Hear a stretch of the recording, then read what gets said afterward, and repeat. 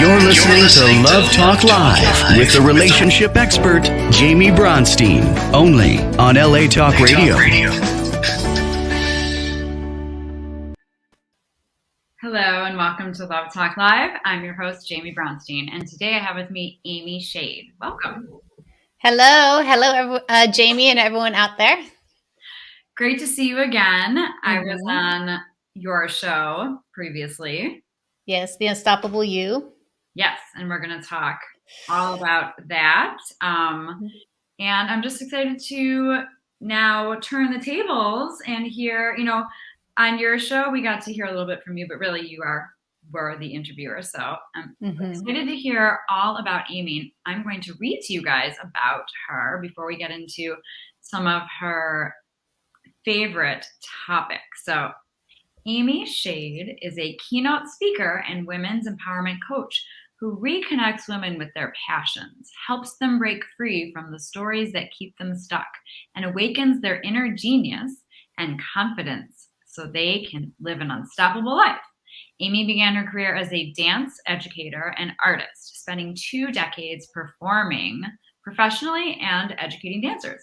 With over 20 years of experience in education, her transition into coaching was a natural one. She is the host and producer of The Unstoppable You, a monthly live event where she gathers an eclectic group of experts to speak into how to get unstuck so you can reclaim your power and have happy, loving relationships. And one thing that I, like you just said, eclectic group, one thing that I appreciated about your show was that it was me and 3 other coaches, or we're all different, not necessarily coaches, just whoever's watching, watch Amy's show, because it really was so great to get all of our different perspectives, our different stories, and then to have kind of a roundtable discussion also. So Amy, how did you get into this work, and how did you get the idea to start this show? So, as you said, I've been an educator, a performer my whole life. And, I had this moment in my life that changed my life, which was the death of my fiance. And with that happening, everything began to shift. It was a major event. And then from that major event, everything began to change. I went back to school, got my degree, I got my coaching certification, and then I became an entrepreneur. I graduated college with my BA at 46. I started my business at, I think, 50. So I have been a late bloomer or whatnot. So it was a natural progression for me to help women really succeed in their life and their relationships. Because in my own experience, and this is one of the things behind The Unstoppable You, is that my life has been unstoppable. I mean, it's been one thing to another thing to another thing. I always said I was a late bloomer. I don't know if anyone out there can relate to being like this late bloomer type, but we are those that keep recreating and creating and being unstoppable in our life. So when I looked at The Unstoppable You, I'm like, we are freaking multifaceted people. Women are not like this. We are circular, and that we have many issues and challenges and things that we want to do well in. So I thought doing The Unstoppable You, bringing together an eclectic group of people, would be beneficial to us as women who might be struggling with finances, or with our children, or with our self-love, or with our mindset. So I always think, how can I help the whole woman? It's like we are very complex women. I love that about us. And how can we support them?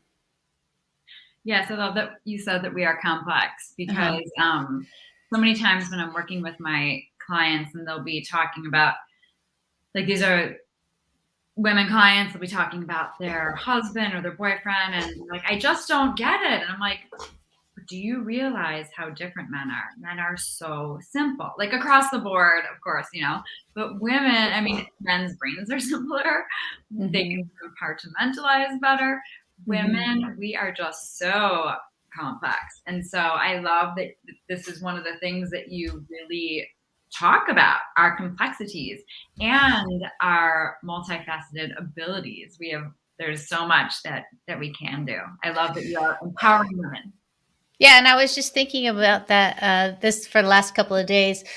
You know, we as women, that's my cat right there. We as women are always pulled into the human experience, the human condition, through our feelings, through our bodies, through who we are.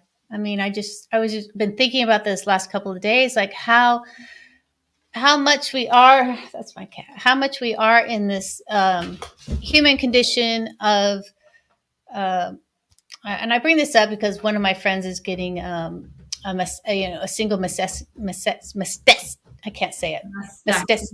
Yes, I can't even say that. And I think to myself, that just brings you right into the human condition. We as women are constantly, by just who we are and what our bodies go through, we are constantly pulled in this condition. And therefore, our mental being and who we are is much more complex than I think most men who don't have to live in this condition. Like, can I say it? Like getting our period every month, having this, having babies. It just brings us right into the struggle of being human.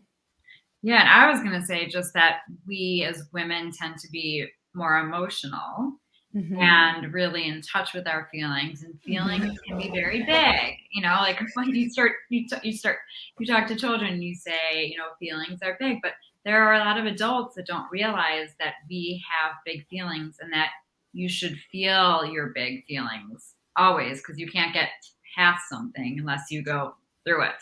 Yes, and I think we're going to talk a little bit about starting off like with radical acceptance, which is one of my pillars. Let's talk about radical acceptance. I mean, just what you said right there. That is just okay to be true. You don't have to fight it. Yeah. It is just radical acceptance is like accepting what is true for you. And then you don't have to make excuses. So, and in my own teaching, what I do is like radical acceptance, 3 things have to be there for it to exist. One is like you have to have a discomfort or a knowing that something's off, or you feel like it's off, right? Mm-hmm. So maybe you feel like you shouldn't feel so much, right? So maybe you're having those feelings like, I shouldn't feel this way. This is too much. This is not how it's supposed to be. That's a good indication that you need radical acceptance there. Love it. Okay. Or like, and I think this is what you're saying, like, I wish I wasn't feeling this. When is it going to be over? That whole thing. Yes. Yeah. And that you should feel it at all. And the second thing that it has to be there is that you don't have to make an excuse for it. It just is. Yeah. And it's loving yourself regardless of what you're feeling. Yes. So you could say that this for yourself, or you could say that with a partner or whatever it is. So it could be, I'm having this big feeling. I'm feeling uncomfortable by it, but by noticing it, this is the third thing, is you become the assessor, and you start noticing when you're having these overwhelming feelings, right? And all you just do is start going, there's that feeling again. And it's not right or wrong. It just is. There's no judging and no fixing in being the assessor.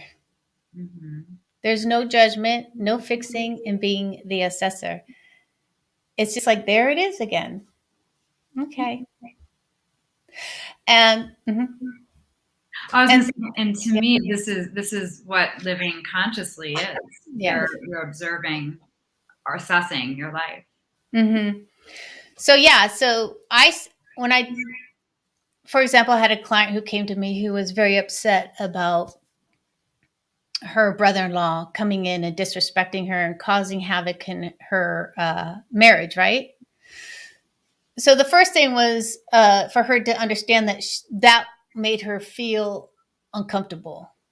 There was something that was like not good. Okay, so that's like the first step. And the second thing is like, look at what's true. No excuses. Well, oftentimes we say, oh, but he used to be so nice. You used to do that. You used to be like this. So her brother-in-law used to be a nice guy.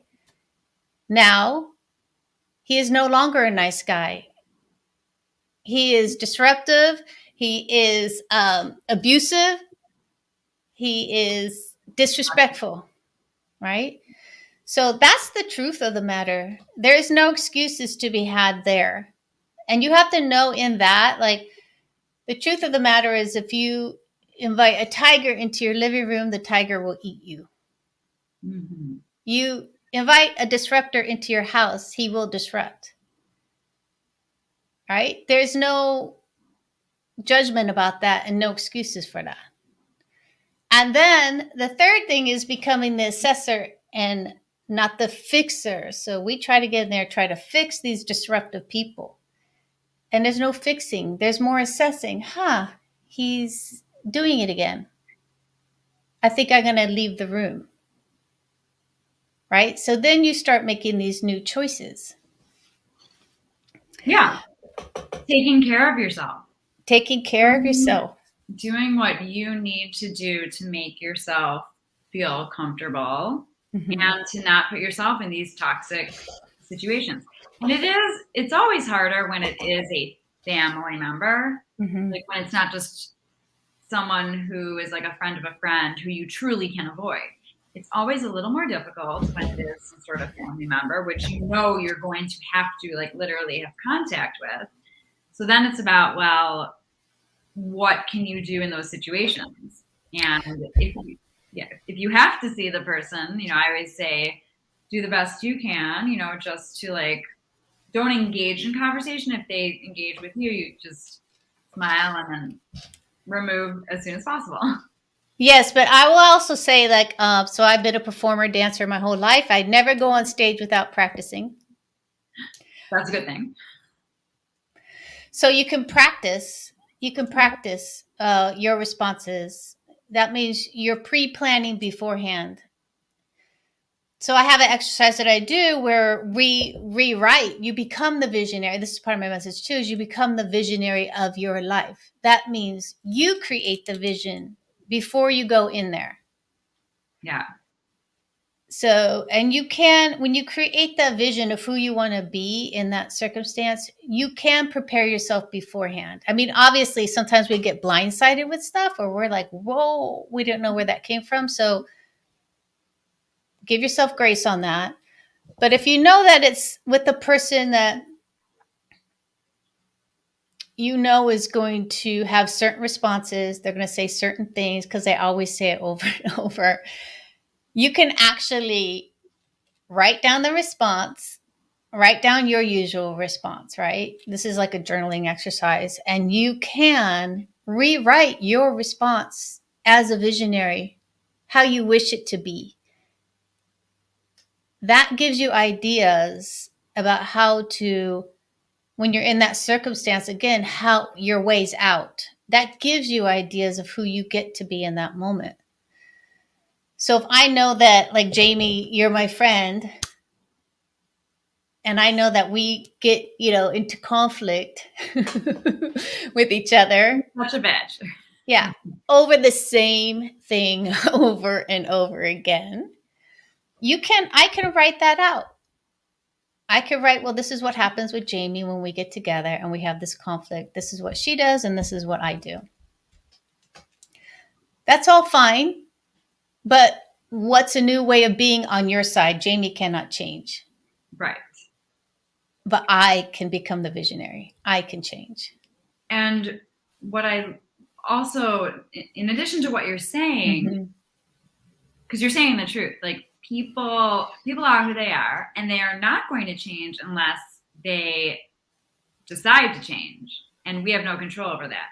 So it's also about having compassion for their limitations. And I always say, like, whether this is a romantic partner or a family, a friend, that you should kind of look at them as a child. You know, like, bless her soul, like, they are doing the best that they can. Like you said before, all I can do is react or not react. I have that choice. And it's all about self love. But having compassion for where they are, that also just, I mean, it's a game changer. Yeah, and actually, if you use radical acceptance that that's who they are, it actually gives you such a relief. Yeah. It gives you peace. And the thing about is like, okay, you know, he's not going to vacuum the living room, or she, you know what I mean? Like, that is just how it's going to go. Then I get to make decisions about what I want to do about that. Mm-hmm. So if I'm in this struggle of not accepting who's in front of me, then I can never make a decision. I cannot be innovative. I cannot be creative. All these things that women are. Mm-hmm. I can't be those things unless I truly accept what's happening. Yes. Because when you surrender that, we become innovator creators. That gives us the opportunity to do that. I would like to add, it's radical freedom. It's radical freedom. It really is, because I think what happens is we get to express who we truly are. Absolutely. Because we don't have that. It's like you get rid of that negative energy that's inside, Yes. the resentment, the content, the frustration. You get rid of it all, and then what's left is this space to create and to be who we are. Which is really what the vision is about. So we're here with radical acceptance, what is, and the vision is above that. And then in between is the space. And that space is where we get to create. We get to be that creative person. This is where we get to be excited about our options. Mm-hmm. And the options are infinite. The options are infinite. Like I said, that one lady is like, he's never going to vacuum. And I'm like, okay, so what's the vision? The vision is that, well, I really like to take care of myself and have the self-care. Okay, so how much is this causing you disruption? 1 to 10. It's an 8. I'm like, okay, so would you consider self-love and self-care hiring a housekeeper? Because I would. Like, that's how we get to be. We get to figure things out once it is decided. Yeah, and also what's coming to me is you don't have to be the victim of your circumstances. And that's what we're talking about. Like, okay, so something's not changing. Well, what are you going to do about it? Like, are you going to stay there and be upset about it? Or are you going to make a radical change with radical acceptance so you can have radical freedom and just live the rest of your life in peace and not victim mode? Yeah, and it's not easy. There's many times oftentimes like in my past relationships, my most empowered moment was when someone laid down their law and told me how it was going to be for them. Oh, okay. Those have been my most empowering moments, because it's no more like back and forth where, oh yeah, I'm going to do that. I promise I'm going to be that. I promise. Instead, like when they claimed who they are, who they were going to be, and what was going to happen next, I was like, oh, thank you. Now I get to, I get to choose what I want to do.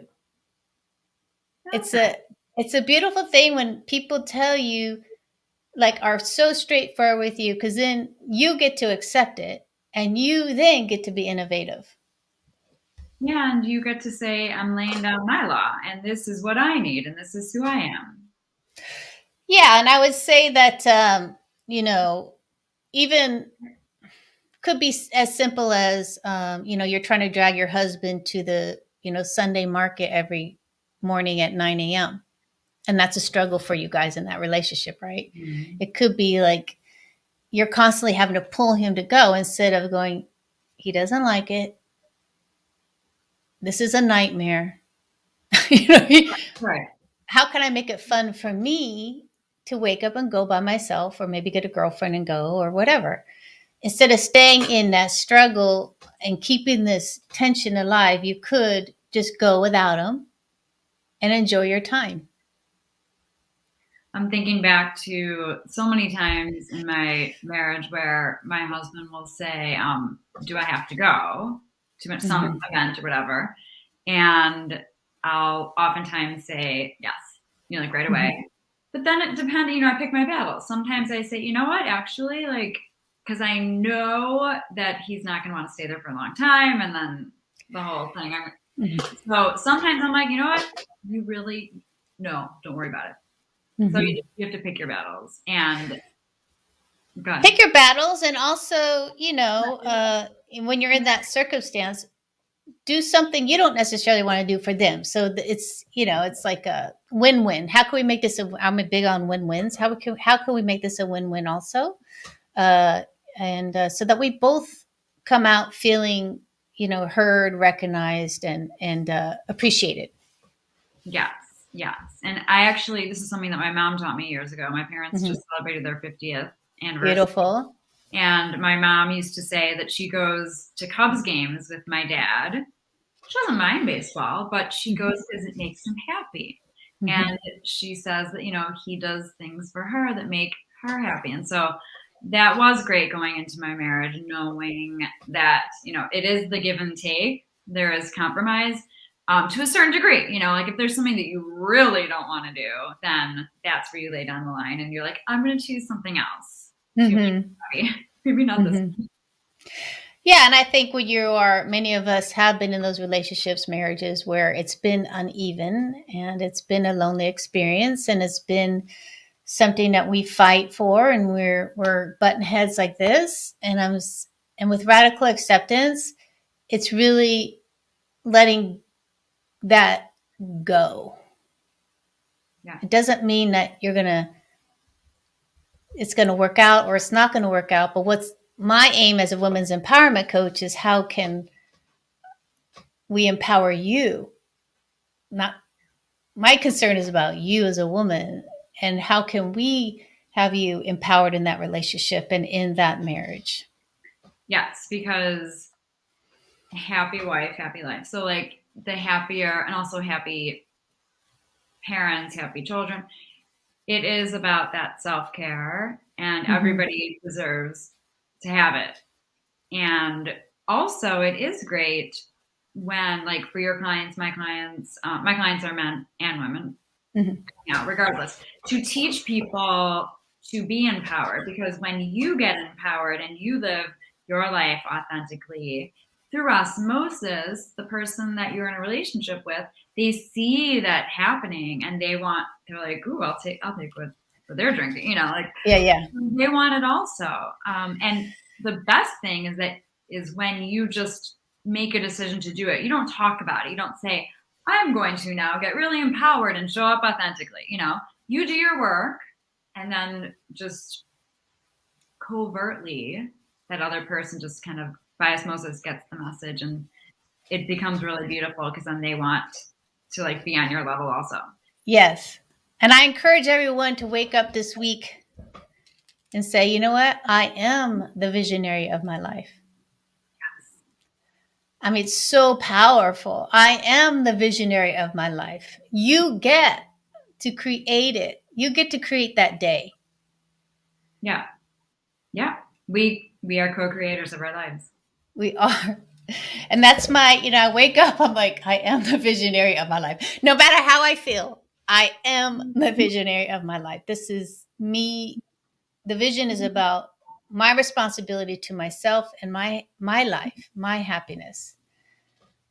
And I love that you're talking about, you just said like morning. I was interviewed on someone's podcast today and one of the questions was, what do you do in the morning to set up your day? And I said, I do set an intention, because intentions are so important that if we set an intention, like today's going to be a great day, it's going to be productive, it's going to be positive, sending light ahead, things like that, to be really active rather than passive in our lives can make such a difference.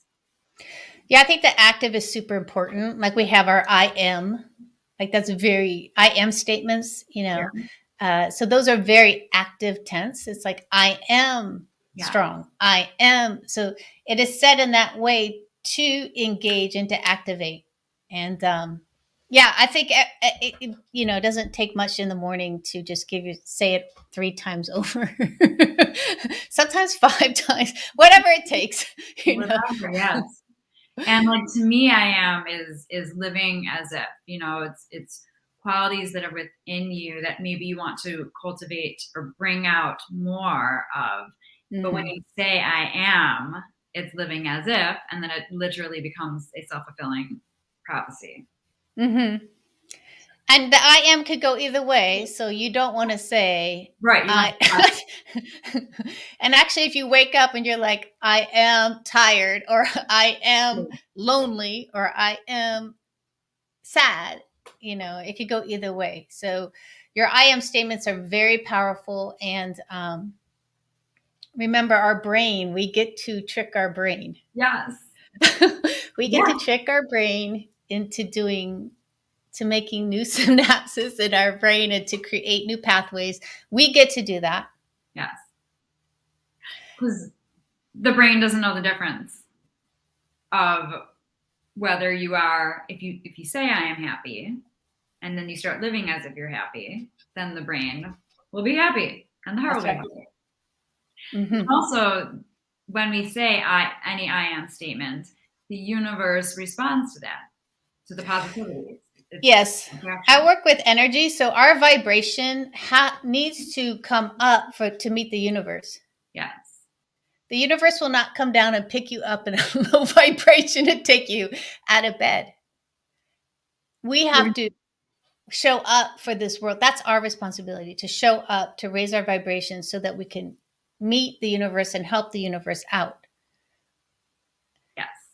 So I don't help the universe out if I'm in bed, not being productive and down. And I'm not saying anything. Some of us are there. Yeah. And take your time. Take a few days. Take your time. And I'm not talking to people who are going through a trauma and a traumatic event. But when you're ready, it's like, okay, I'm ready to meet the world. I'm ready to go outside. I'm ready to start. Like, that's when our energy starts going up. And I always say to myself, I need to show up for myself and meet this energy, like the universe's energy. That's my job.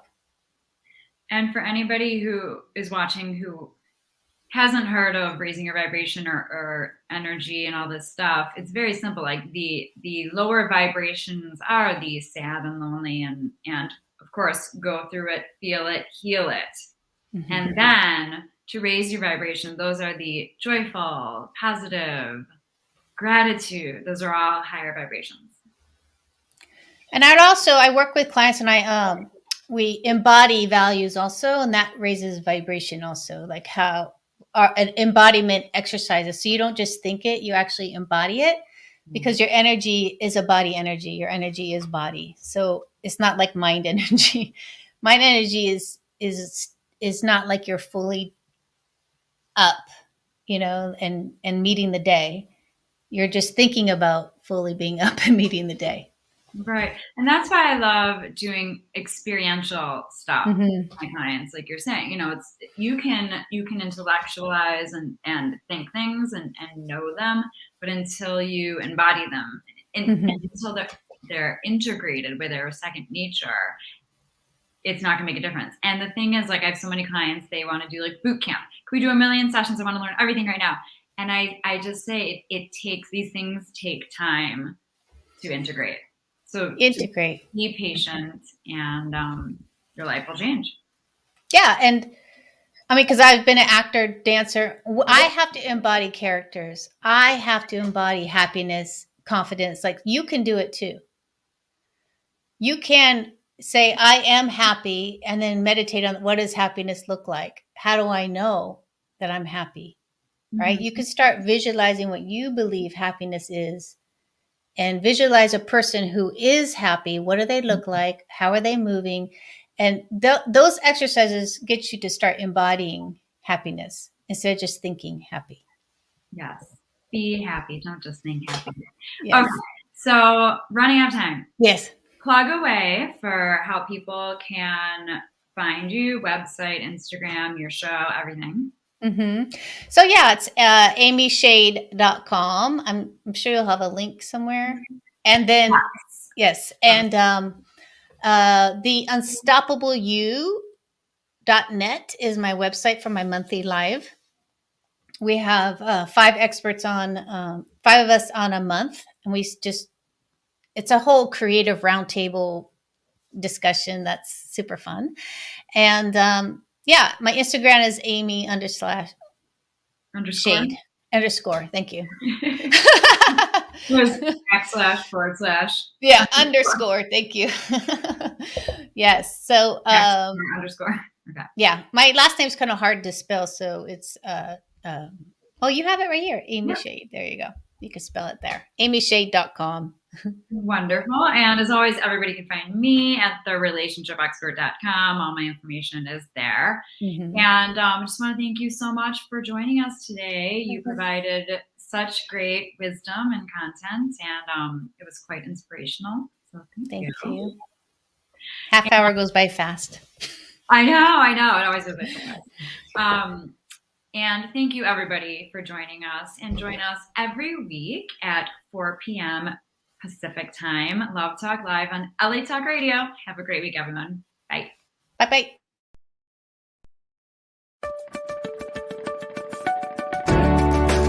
You're listening to Love Talk Live with the relationship expert, Jaime Bronstein, only on LA Talk Radio.